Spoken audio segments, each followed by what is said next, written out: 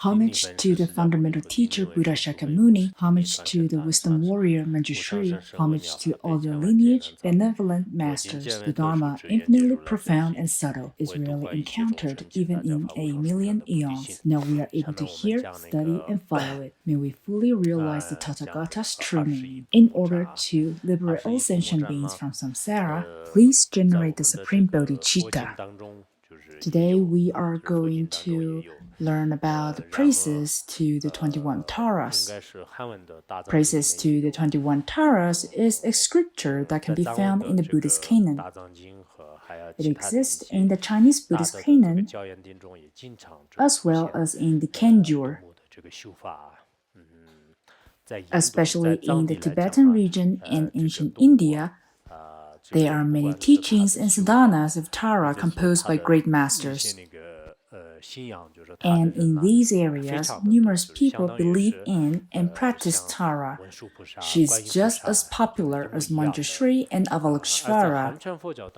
But in the Chinese Buddhism, Tara is not so widely practiced.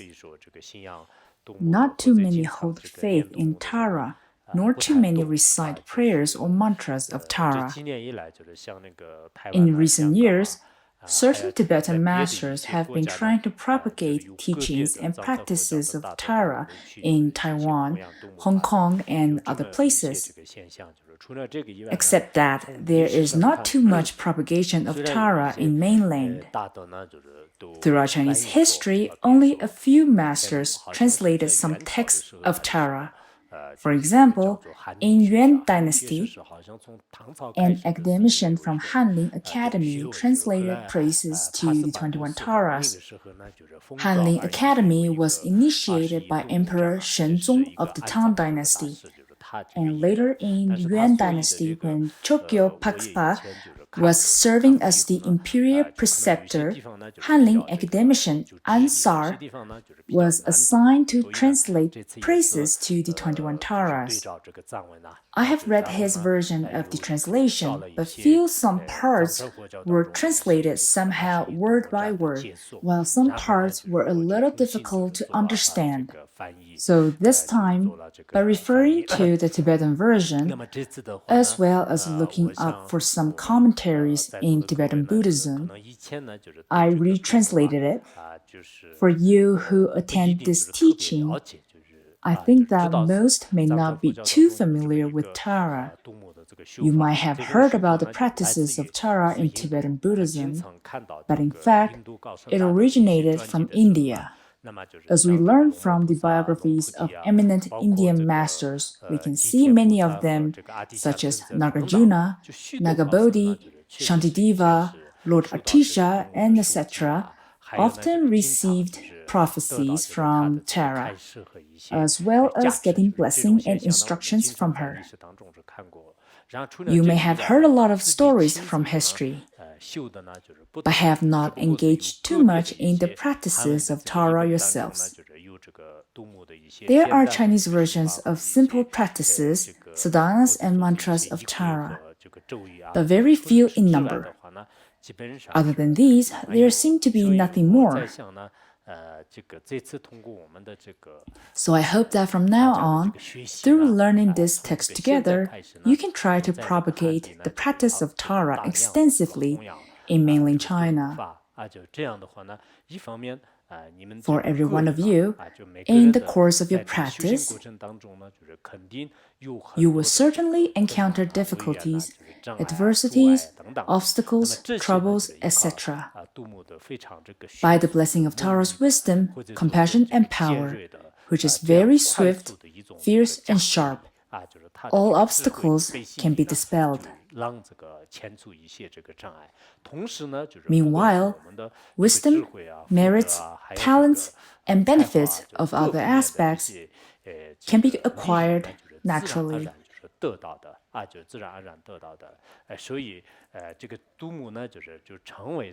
That's why Tara is also called the embodiment of the activity of all Buddhas, as we often refer to Manjushri as the embodiment of the wisdom of all Buddhas, and Avalokiteshvara as the incarnation of the compassion of all Buddhas.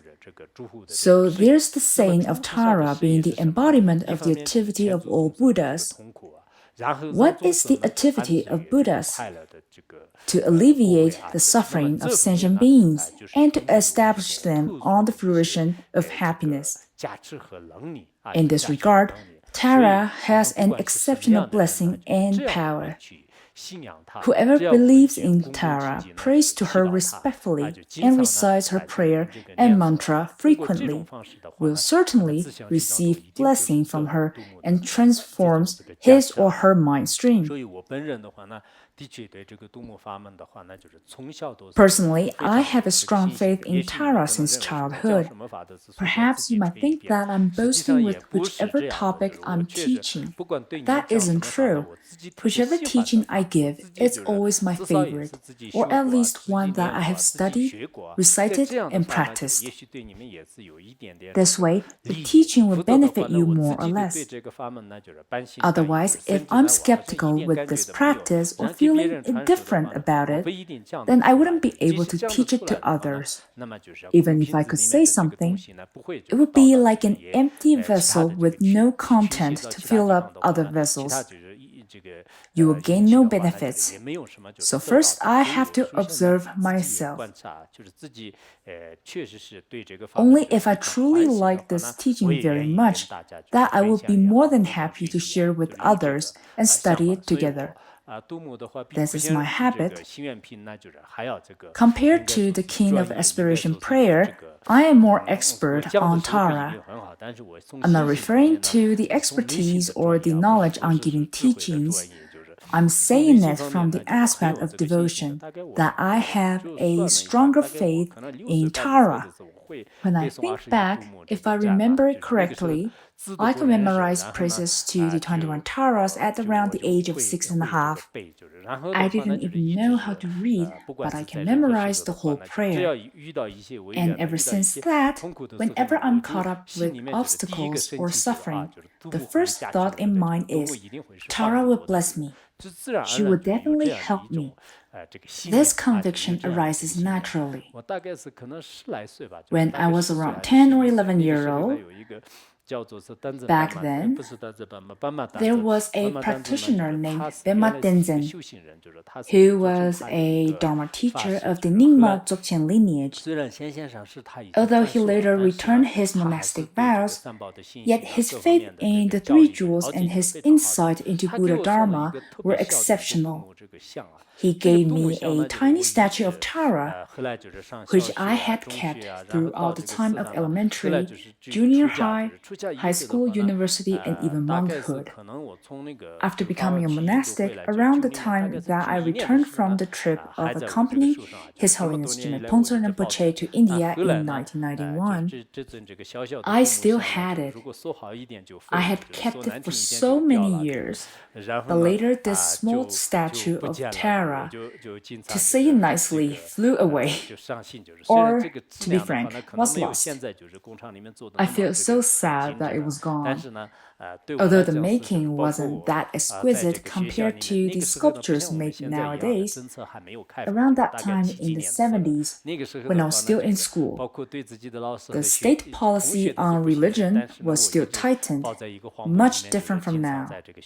At that time, sometimes even teachers and classmates couldn't be trusted.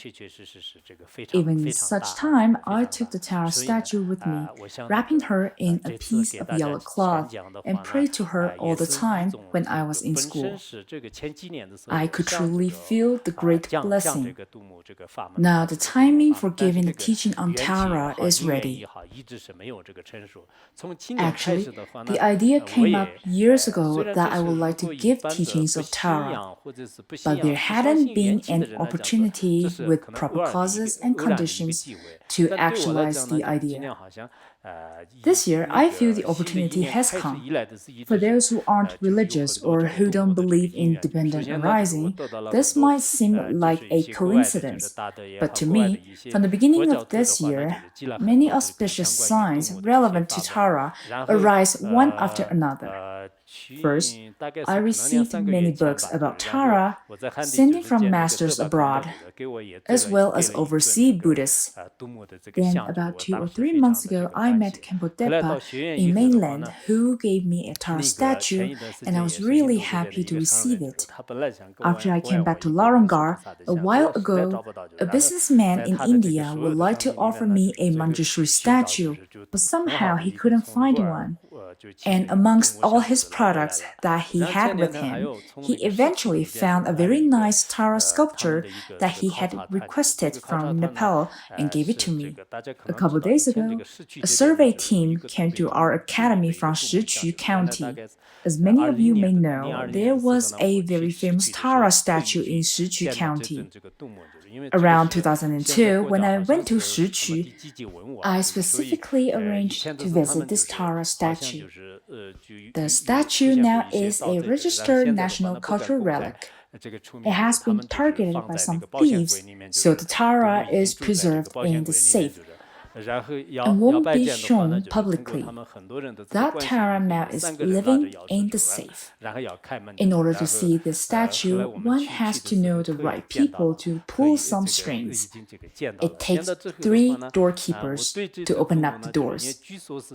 When we went to Shiqu, we were fortunate to see the sculpture. After seeing this Tara, I generated a strong faith towards her, because she is said to be brought by the Chinese Princess Wenchen upon her marriage to King Songzhan Genpo. This fine statue was given to people there as a gift. There were 3 statues brought along by Princess Wenchen with different stories behind. A while ago, the survey team brought a few precious pictures of the Tara with them, put in frames. When they arrived at Larangar, there was only one last picture in hands. They gifted me the last one when we met, and I was very happy. There were so many other signs of auspiciousness, like the green Tara and the white Tara tanka hanging in our assembly hall here. A while ago, some ladies said they would like to offer a tanka to our assembly hall. Whether intentional or not, the tanka they brought turned out to be a white Tara and a green Tara, arrived just 2 days ago. On that exact day, I announced to give this teaching. Later, I told them that I'm just planning to teach the Tara prayer. I believe in dependent arising and feel that these signs are auspicious. Perhaps some materialist people or those with lots of discursive thoughts who are only convinced by deductive logic might not believe in it. They think that, well, such coincidences happen all the time. There is no necessary link among them. You are thinking too much. That's okay. No matter what, starting from this year in the course of practice, I hope that you will pray to Tara. Indeed, praying to Tara brings significant benefits in all aspects of your practice. In Tibetan Buddhism, as many of you know, in whichever monastery, whether one of Gelug, Sakya, Nyingma, or else, Tara is a common practice of the Sangha in their daily recitation or prayers dedicated to patrons. Almost in all occasions of chanting, they will recite prayers of Tara. In particular, they recite praises to 21 Taras very quickly, especially in the Gelug tradition, that we might not be able to catch up with the speed. A couple of days ago, we chanted the prayer together for 3 times, but many of you simply move your lips and were unable to keep up with the pace.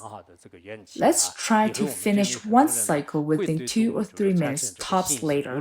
It's okay to start a bit slower in the beginning. Surely, it will be a great start to pray to Tara together from now on. Many people will develop great faith in Tara. With faith, Tara's blessing will certainly enter into our mind. Then our activities and every other aspect of life will be successful. So this time, for the course of Tara, at the end of every lecture, let's chant praises to the 21 Taras all together and then the dedication prayer. Please be prepared for this. Now let's begin with the study on the praises to the 21 Taras. It has 3 parts. A1, the beginning, A2, the middle, and A3, the ending. The first part includes B1, the title, and B2, the general homage. Firstly, the title is Praises to the 21 Taras. Praises to the 21 Taras talks about 21 Taras, with a stanza of praise for each Tara. This praise actually comes from the Buddhist canon and had been translated into Mandarin Chinese. Master Amoghavajra had translated a sutra concerning rituals of Tara. In Chinese Buddhism, Tara is called Bodhisattva Duoluo, and there are scriptures on Bodhisattva Duoluo. In Tibetan Buddhism, great masters like Atisha classified praises to the 21 Taras in the Kriya Tantra. There are three outer classes of Tantra: Kriya, Charya, and Yoga Tantra. This praise is categorized under Kriya Tantra. Great masters like Atisha reckon that there are 35 collections in the Kriya Tantra, and the third collection is praises to the 21 Taras. Meanwhile, some other masters, such as Master Suryagupta, consider the praise to be under the Anuttara Yoga Tantra. This praise is believed to be the 570th collection in the Anuttara Yoga Tantra. There are also a few masters who regard the praise as not only included in the tantric section of the Kriya Tantra, but also in the Anuttara Yoga Tantra. There is no contradictory. For example, the chanting the names of Manjushri can be interpreted from the view of Anuttara Yoga Tantra and can also be interpreted from the view of outer classes of Tantra. Therefore, the ultimate meaning of this praise can be interpreted from the perspective of Anuttara Yoga, yet, in order to apply to beings with different inclinations, it can also be interpreted from the view of outer classes of Tantra. Thus, we can regard this praise as a tantric text. In Chinese Buddhism, especially during the active period of the Chinese esoteric Buddhism, there were also many practices regarding Tara. Unfortunately, it wasn't widespread in mainland China. In this praises to the 21 Taras, each stanza offers praise to each Tara respectively. If we recite this praise often, we will receive 21 Taras blessing naturally. In fact, whether it's the green Tara or the white Tara, they are the same by nature. Is Tara a bodhisattva or a female Buddha? Ultimately speaking, she has already attained Buddhahood. The Guhyagarbha Tantra mentions the 5 Buddhas and the 5 mothers of the 5 families. Among the 5 female Buddhas, the consort of Amoghasiddhi, who resides in the north, is Samayatara, also known as Green Tara. So, Tara is a female Buddha. But being in front of certain individuals, she manifests in the form of a bodhisattva to tame them, which is completely viable. We should know that Tara has attained Buddhahood. Such a Buddha manifests as a female figure to liberate sentient beings. She appears as 21 different forms in front of different beings. The 21 Taras can dispel all kinds of misfortunes and sufferings of beings.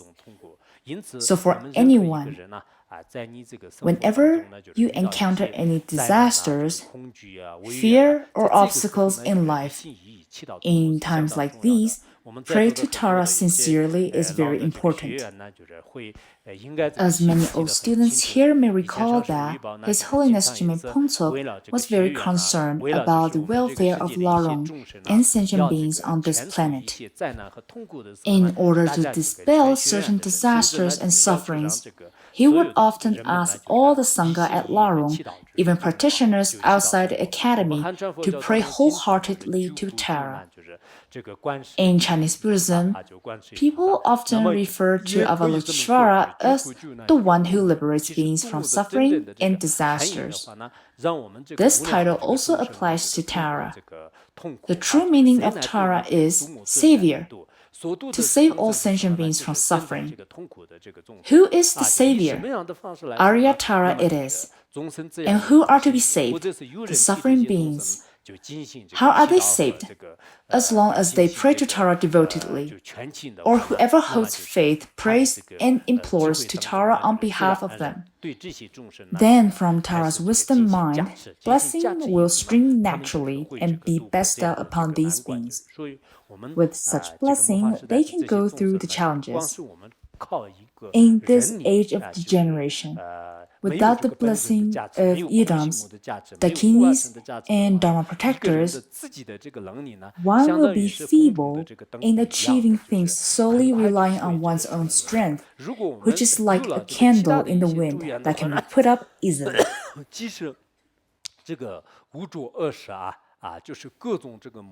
If we get support from these noble ones, even in the age of the 5 degenerations, when wrong views become prevalent, demonic influences turn rampant, obstructing forces seem to pervade our life. There are still ways to fight back, just like the downpour from the sky that can put out a raging fire. Through the blessing of their wisdom and compassion, all sufferings and adversities in the world can be crumbled at once.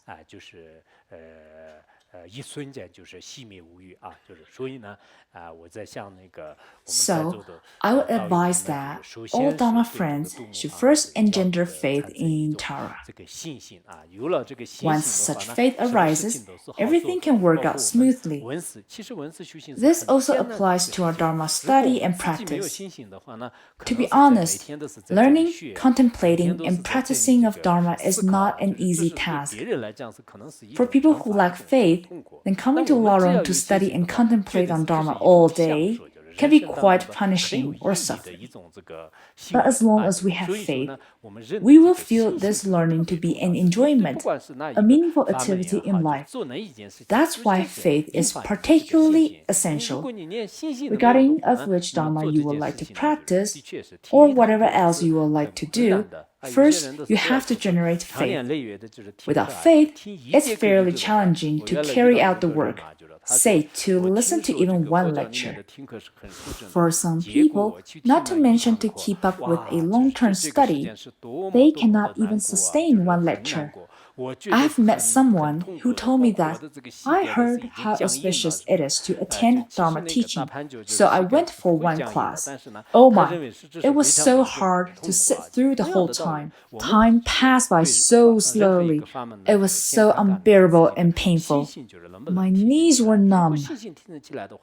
Well, actually, to sit in the lotus position won't make your knees numb. But to him, it was extremely painful. The point is that toward any practices, we have to see first whether we can generate confidence within. If we can generate faith and a joyful mind, then whatever we do, not to mention listening to the Dharma, even to enter the hell with burning fire to liberate sentient beings, it will be as the case of Bodhisattvas described in the ornament of the Mahayana Sutras, that they will regard it with total ease.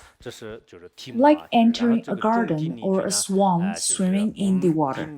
So towards practices of Tara, we should first generate a joyful mindset and faith. Then the blessing of Tara will enter our mind directly. We have just learned about B1, the title. Now let's look at B2, the general homage. Om.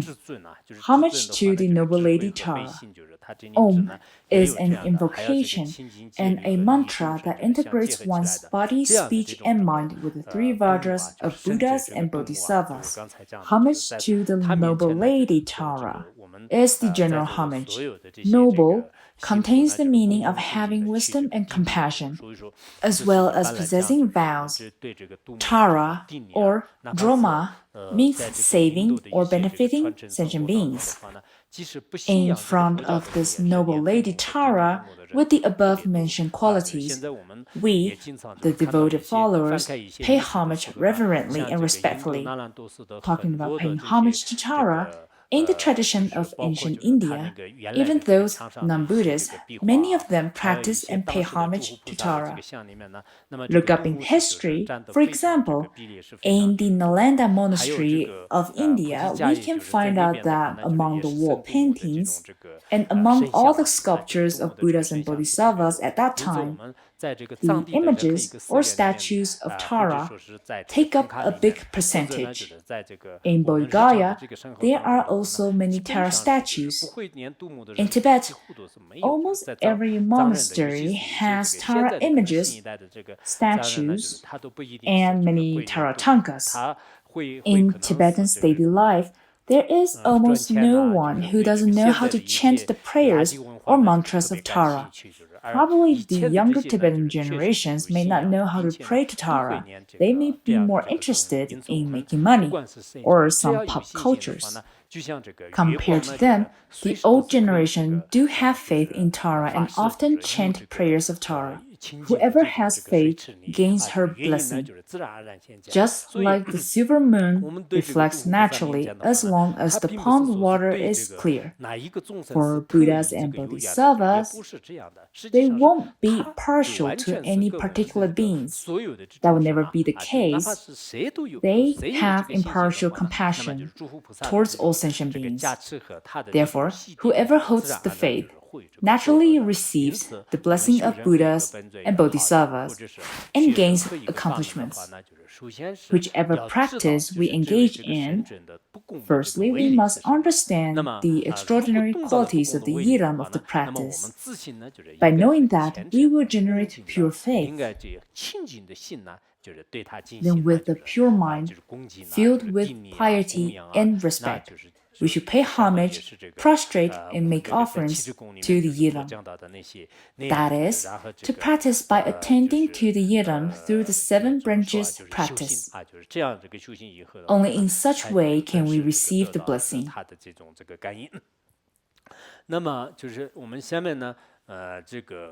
Next, let's move on to A2, the middle, extensive explanation, which has 3 parts. B1, praise by way of her story. B2, praise by way of the body aspect. B3, praise by the way of the enlightened activities. First of all, A1, praise by way of her story. The verse of praise goes, homage to Tara, swift in glance, whose glance flashes like flares and lightning. Born from the opening statement of the lotus face of the Triple World's Lord. This is the first Tara named Nirma Pamo, Tara who is swift and courageous. How is she like? Her body is yellow, right? Or red. She is depicted as either yellow or red. This image here is red. Generally speaking, her right hand is in the gesture of bestowing protection, meaning to protect sentient beings. There is an upala flower in her left, with a white coiling conch shell on it. What is the meaning of Nirma Pamo? Nirma means very swift, and Pamo means heroine. or courageous. So it means she is courageous in liberating sentient beings and bestows blessing swiftly. Jumipan Rinpoche mentioned in A Garland of Jewels 8 great bodhisattvas that among all the Irams, Tara's blessing comes the swiftest. At Larong, in the time of His Holiness Jume Pomsok Rinpoche, whenever obstacles struck Larongar, His Holiness would ask every one of us to recite prayers of Tara or Oser Chema, Marichi. Oser Chema is also one of the 21 Taras. I think it's the last one listed here. Back to Nirma Pamo, her blessing is incredibly quick. Then what are her qualities? Her eyes of wisdom see and perceive all phenomena instantly. As swift as lightning, as quick as a flash. Lightning happens very fast, appears in a split second. Likewise, for all that is knowable, from material phenomena to the existence of sentient being, from secular things to supramundane matters, in a split moment, Tara sees the ultimate reality of them all. This is about her qualities.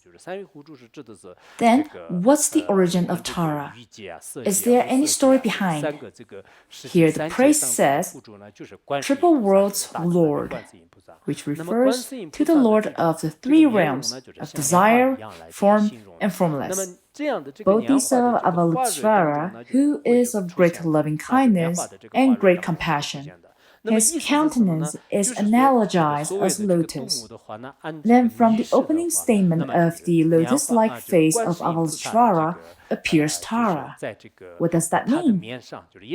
From historical account, from Avalokiteshvara's eyes, which are like the center of his lotus-like face, appear 2 tears of strong compassion for all sentient beings. And from these 2 tears appeared white Tara and green Tara. What exactly is the history of it? It is said that it can be traced to many eons ago. In days of yore, Tara was a princess. At that time, in the universe called Manifold Light, there appeared a Tathagata called Drum Sound. In that world, there was a princess named Yeshidawa, or Moon of Wisdom Knowledge. For millions of years, the princess made grand offerings to the Buddha and his countless attendant Sangha. After the offering, some asked about her wishes and urged her to make auspicious wishes.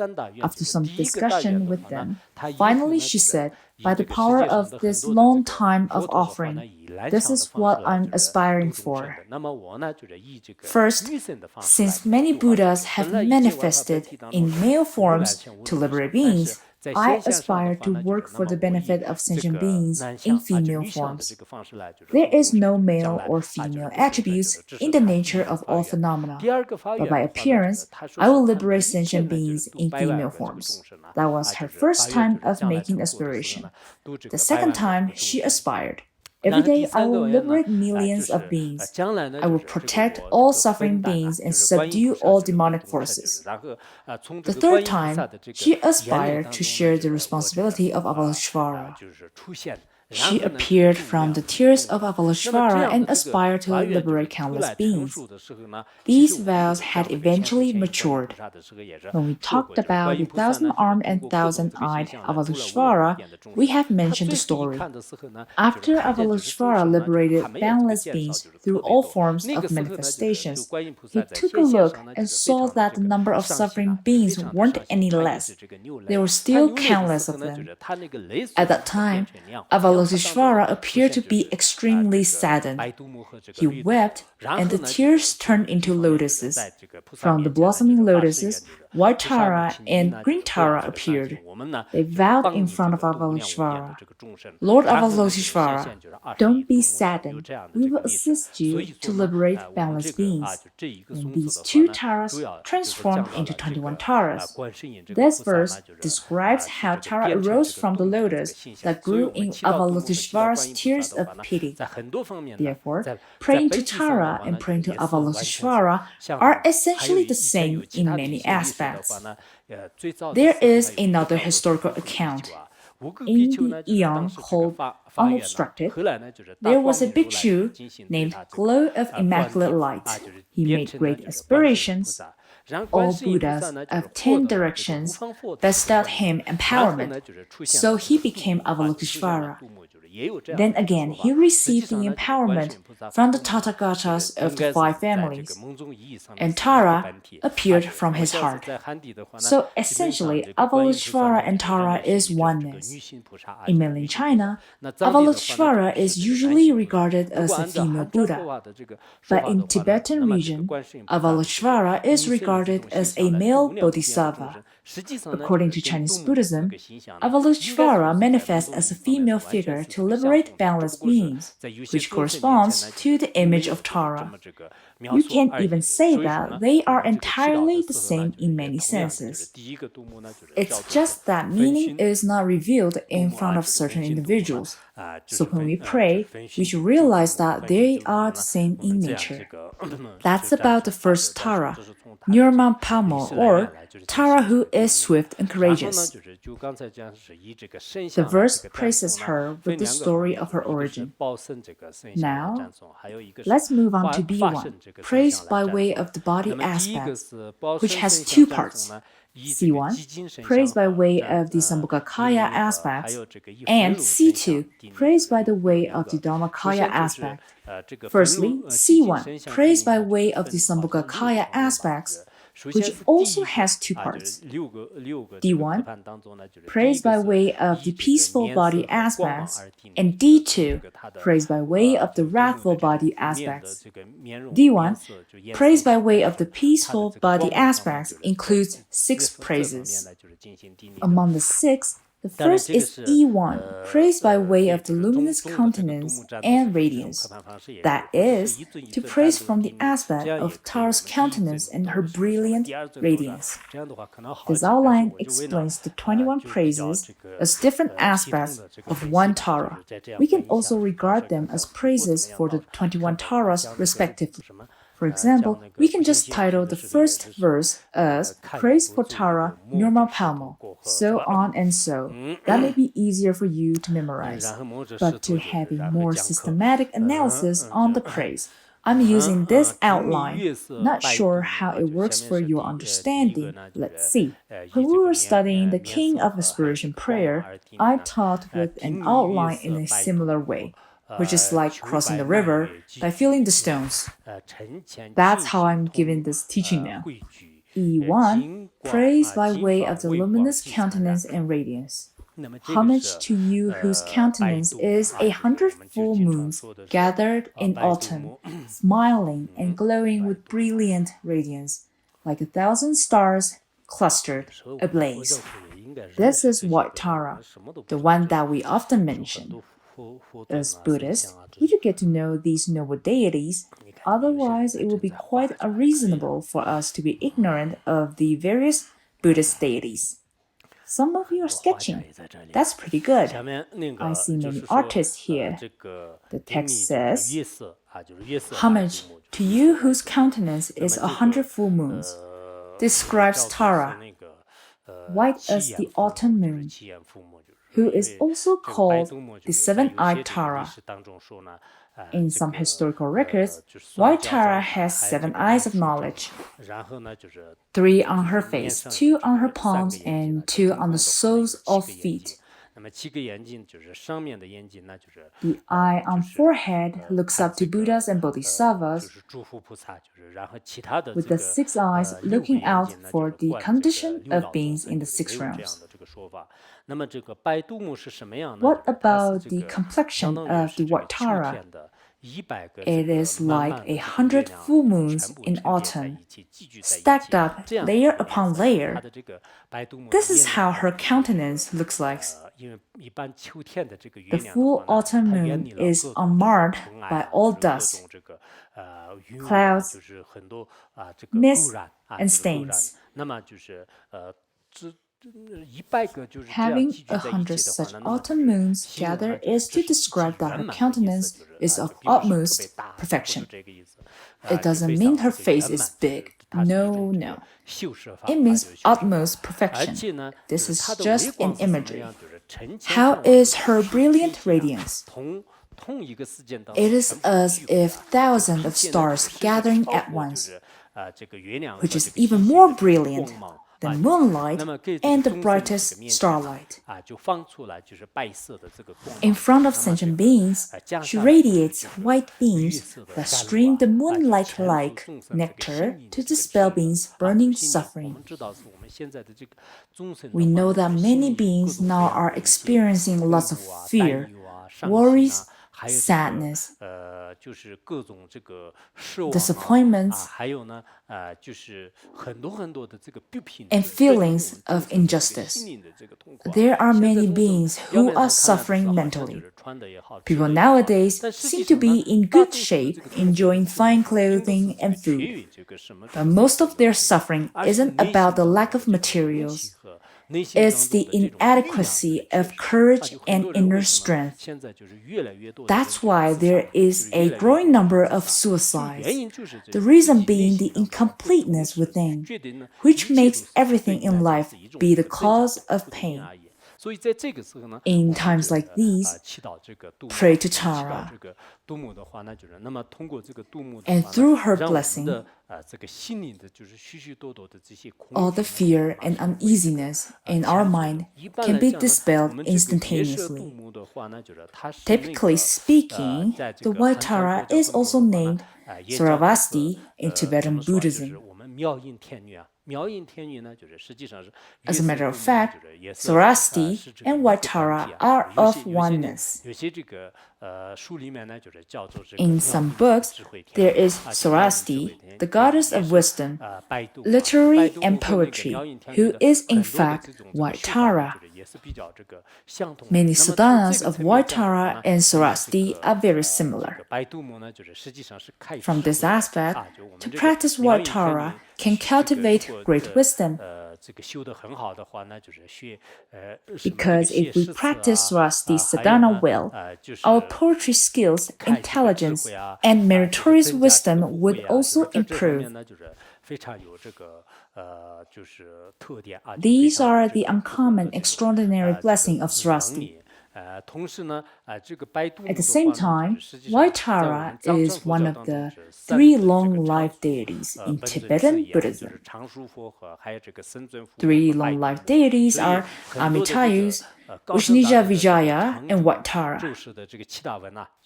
In many long-life prayers of great masters, a supplication is made to Amitayus, White Tara, and Ushnisha Vijaya for the longevity of those masters. So the white Tara can be understood as a manifestation of Amitayus.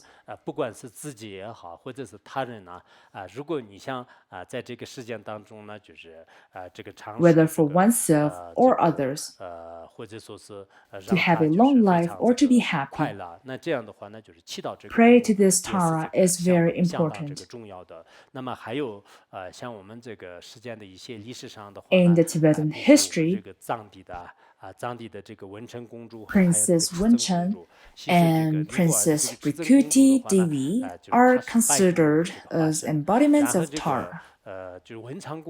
Princess Rikuti Devi of Nepal is considered the incarnation of white Tara, while Princess Wenchen being the incarnation of green Tara. According to some historical accounts, King Songtsen Genpo had fulfilled many national projects. He also prophesied exceptional events for the future. After these, he then touched the head of both princesses to bestow them blessing.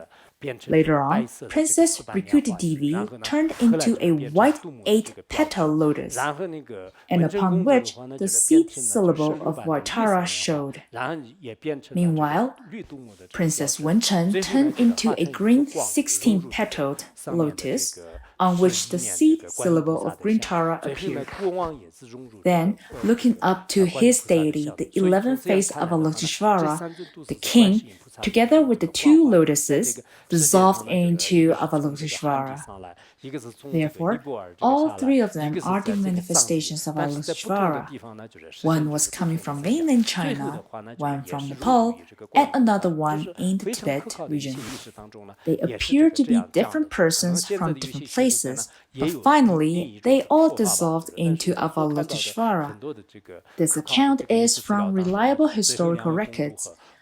Perhaps people with discursive thoughts may have some other accounts of the history, but based on many reliable historical records and documents that I read, at the last moment of their life, both princesses and the king, all 3 of them turned into light, dissolved into the heart of the 11th face of Avalokiteshvara, and then vanished in Avalokiteshvara's heart.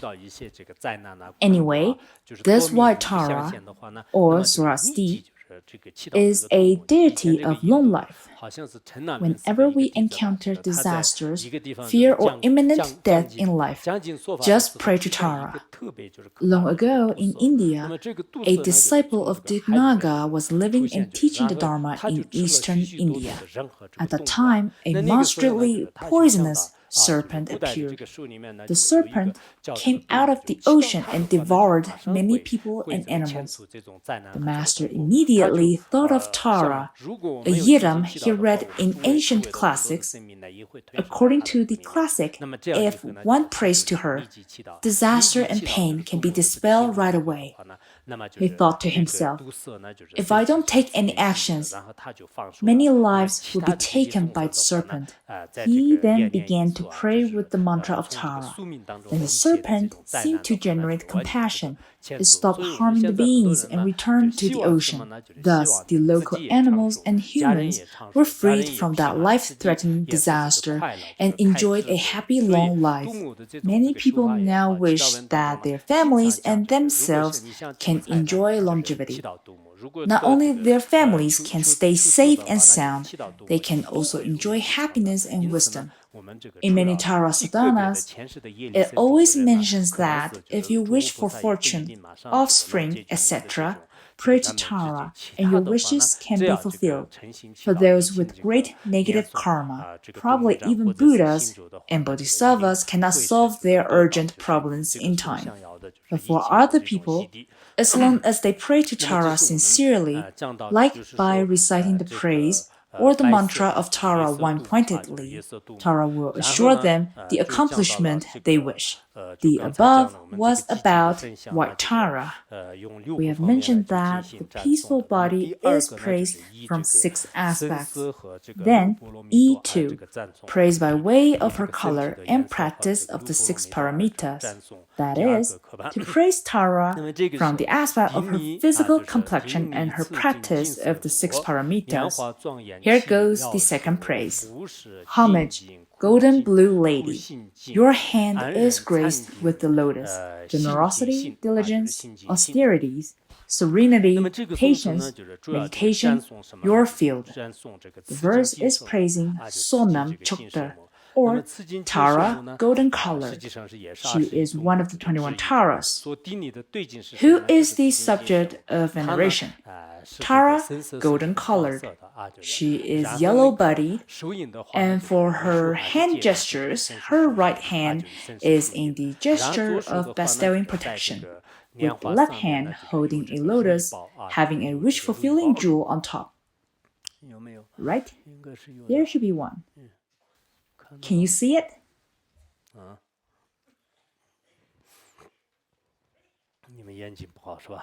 Poor vision? Alright then. Your hand is graced with the lotus, meaning on top of the lotus there is a wish-fulfilling jewel, which can satisfy the wish of dispelling poverty and gaining fortunes. It is the jewel that fulfills all wishes for whoever prays to it. Lotus with such a jewel adorns her wondrous hand. This particular Tara liberates beings or fulfills beings' wishes by way of the 6 paramitas. The first of the 6 paramitas is generosity. Second is diligence. The third is austerity, serenity. In many commentaries, austerity, serenity is explained as discipline. In other words, to uphold discipline, one must undergo asceticism in a place of serenity. This is the third paramita. Fourth is patience. Fifth being meditative concentration. The 6th is practicing your field, meaning to enter into the nature of the knowable. That is to enter into the nature of all phenomena, the field of the knowable. In order to truly steer every phenomenon, one must unfold one's wisdom. So, your field refers to the paramita of wisdom. Through the practice of the paramita of wisdom, Tara liberates boundless beings.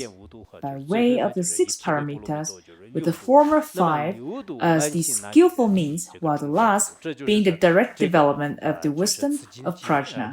Through these 6 paramitas and boundless activities, she benefits sentient beings. This is the main feature of this Tara. By praying to her, wisdom improves, merit increases, life is prolonged. While ignorance and suffering in all aspects can be removed and disasters are dispelled. When praying to Tara, pray devotedly with a cheerful spirit. Then whatever you need, may it be wealth, merit, and more, all can be fulfilled.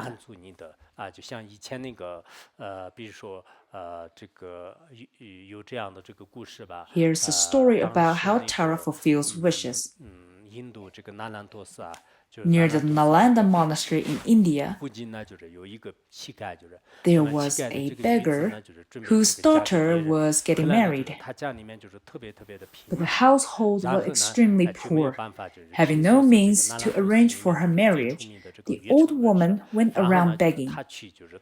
As she was approaching Nalanda, she heard about the famous master Chandrakirti and went to him begging for wealth. She said, "My daughter is getting married, but we are too poor. We feel embarrassed in front of the groom's family.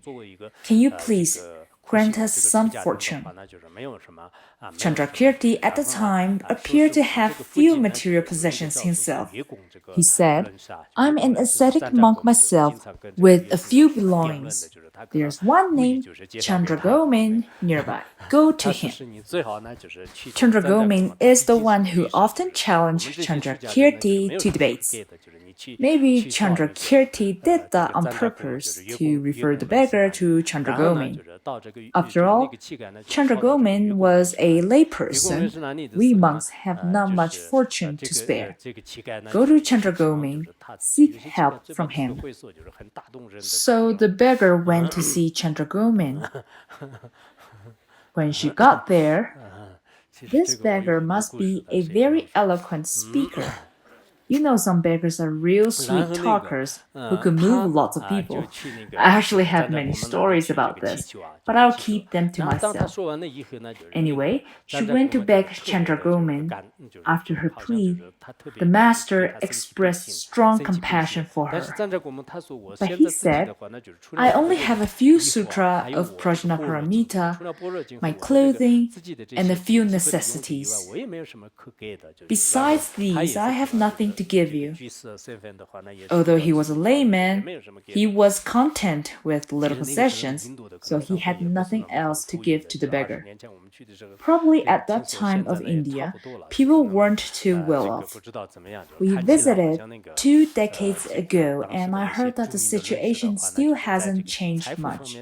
Anyhow, it seems at that time those famous masters were not wealthy either. Seeing the poor beggar, Chandragomin prayed to a painting of Tara on the wall, the one that he often made prayers to. There were lots of accessories, such as jewelries, gold, and silver on this Tara. He prayed, "Please grant the wish of this beggar. What a poor lady she is." As soon as he prayed, the Tara came to life in the form of a beautiful lady. She took off all the jewelries to this beggar.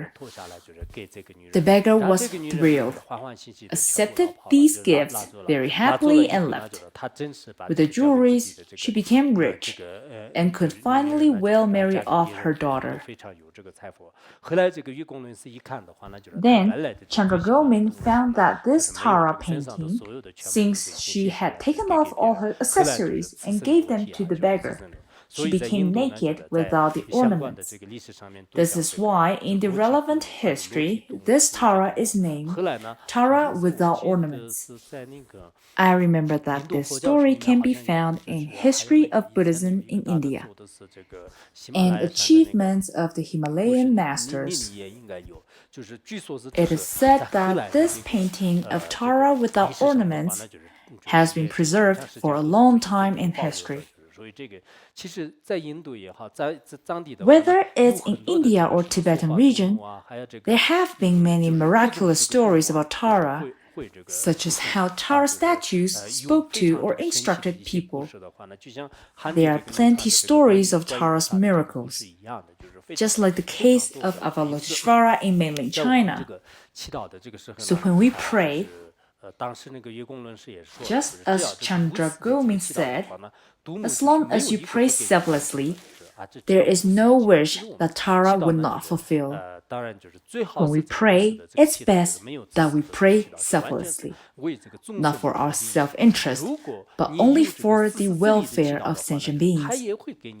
Nonetheless, if you pray for personal interest, you may still receive a corresponding blessing. So, in our daily life or throughout the course of Dhamma learning and practice, we should pray to Tara, just like how previous masters did. Then adversities in our life or Dharma practice will be dispelled naturally. Take myself, for example. When I was about to become ordained as a monk, I faced many challenges. Back then, it seemed that I couldn't fight against them. Then I tried my best to pray to Tara. A while ago, my college teacher came to visit. I would have to say that it is probably the blessing of Tara, so that I could take the ordination successfully. At the time, this teacher thought highly of me. If I didn't get his approval to drop out of school, my family would be fined 3,000 renminbi. 3,000 renminbi was a huge sum of money at that time, which my family wouldn't be able to afford even for years. So I had to go to my teacher for permission. He approved my request without hesitation. Actually, before entering his house, I secretly recited Tara. So I asked this teacher when he came to visit, "You wouldn't have agreed at the time, as you wouldn't like me to become a monk. How did you change your mind?" He said, "I don't know why I agreed with you to quit school. I must have got into a muddle." So personally, I feel that the blessing of Tara is extremely genuine and responsive. Surely, everyone has their own goals of spiritual practice or other wishes. In the process, when facing certain challenges that need to be dealt with immediately, through praying to Tara, then miraculously, these difficulties will be solved swiftly. Starting from now, please try to pray to Tara constantly, so that you can remove challenges for Dharma practice and have your wishes fulfilled. That's it for today. 我们一起念一遍吧，好吧？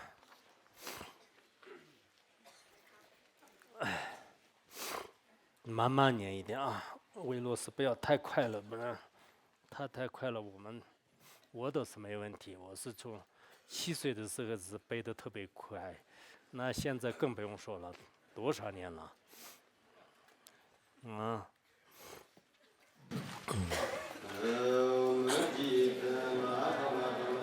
生苍罗，生子中满年马花木，见你个金龙登场，日等三棍切几下起，给死下瓦兰的熊，上次东个拉跟的，公安家能做不下，干嘛东着做把南街，绕的街我南边，上次三个家那几，把么上南边家，也把从这个都是哇，做把啥都是年。上次带人小伙子，突然拍一南边家人熊，马里帕的卷把头背，家人吃鸡身的班，我一个都当小当南个刚，这边东部下的南的，里边没半个半年，上次家是没拉长把，龙拉那种熊球，中部路龙只在南当，我正走进的那东，上次摘几下的拍鸡，爬到中国那等中。一天用国家的难题，每个人出版新的版，上次的人就把进步的计划我南不能中，这几天的中年当作，这我他们是马里说，上次工作做下去，什么都个南不能讲，马里小金口路江北，人给我进从那么出，将在那的感觉被我因为进城啊生，这把那知道的那一，都能就等我等咱。上次咱是将也做，那么他们这个半年满年，去年有啊一个红个，碰碰他们这南北中，上次拉个东河，见把他们这新的办，拉个出那个碰门来，东北新的人咱，上次个人他妈没得人，把人唱完我那里，一天用个公牛过给，这个红的南北人就嘛，上次咱是那个，这东。一个红个人把东部南北人给嘛，上次的嘛给嘛些嘛，你跟大几小人呢？从当到当吧，都被亲朋中半年，上次跟你过来干吧，这里那拉登给，一个节我那过北，就把红里中半年嘛，上次的人家那大北，红个南北3年，这人马达拉的不行，今天送了有1年，上次来因所以南吧，这都成小南南。다란이 제바지 게 되는 많이 받았어요. 삼선님은 용절보 하다 막강지대. 근데 거절가 좋지 사달 모는 문 봤어요. 용선님만 나와지베 괜히 발로는 살마 하는 이주드다라. 진도 저버는 살마 정도되는 손하고. 젠도 다양도 담마 돈도로는 노진소. 저바다라람 주님마 자기도 반듯. Shamdana Nikasa Chu Anana Bhashi Chan